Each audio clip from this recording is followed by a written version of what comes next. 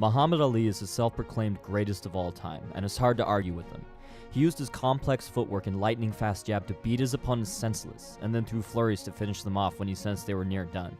Today we're going to break down how Ali used a specific sequence of steps to circle his opponents far out of range and then dash in and out with a quick jab. We're going to start with the footwork, so if you're only interested in the jab, you can skip to the timestamp here. One of the surprises when I watched Ali's slow motion was that he had very regular patterns to his footwork. Today we're going to break down his most iconic sequence, which he used to rapidly circle to the inside. This is the one you think of when you hear float like a butterfly, sting like a bee. Step 1 is to step to your opponent's inside with your lead leg. Step 2 is to bring your feet close together, hopping on your front foot as you do so. Step 3 is to hop off your front foot again and swing your back leg behind you. And step 4 is to bring your front foot back into position. Here's the sideways view with no pivoting. Step, hop, hop, step. This sequence allows you to cover a huge amount of distance with minimum effort, and each step is another chance to pivot, accelerate, or change direction.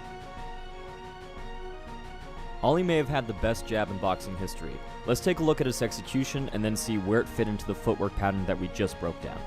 First, Ali pushed off with his back foot to close distance and generate some power. Then he whipped his hand out elbow first like a back knuckle. He landed on his lead foot and then pushed off of it to pivot and dart back out of range. This is pretty unconventional. I can't imagine a boxing coach who tells you to put all of your weight on your lead leg when you jab and let your back foot come way off the ground. Oh, and lean really far forward too. But this lack of structure is what allowed Ali that great mobility. By the time he completed his jab, he had drastically changed the distance in center line. In musical terms, Ali's timing was on the half beat. If you were counting 1 and 2 and, Ali was in range on the 1 and out of range on the and. Now, let's put it all together. How to practice Ali's circle and jab.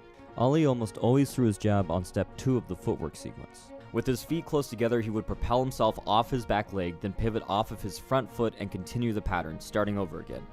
Step, hop, hop, step. You'll notice the second part of Ali's jab is the footwork from step 3, where you hop off of your front leg and swing your back leg behind you into the side. So the footwork for his jab blended seamlessly into the pattern he used to circle on the outside, and he could continue the sequence without interruption. By moving rapidly in a wide arc, Ali made his opponents lose their balance and timing when they tried to follow him, and he took advantage of the openings that this created in their guards. There are a lot more footwork patterns that Ali used, and there will be more videos on them and his other punching techniques in the future. Subscribe if you want to keep up to date on more breakdowns, and remember to like and share if you know someone who might find this interesting.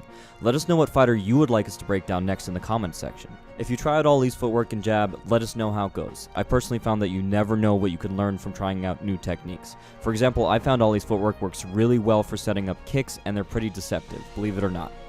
This has been David Christian from The Modern Martial Artist wishing you happy training.